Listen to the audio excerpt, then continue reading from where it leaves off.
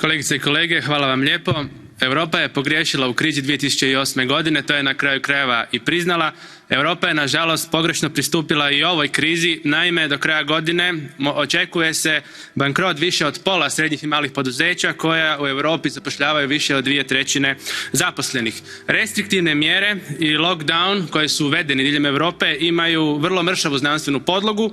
Politički centri moći su donijeli ove odluke i slijepo su slijedili svjetsku zdravstvenu organizaciju. Upravo je politika odlučila da se koriste maske, politika je odlučila da nema testiranja na gripu pa prvi puta nakon više desetljeća nemamo gripe jednostavno, politika je odlučila da se koriste nepouzdani PCR testovi, politika je odlučila da nakon smrti nema autopsija.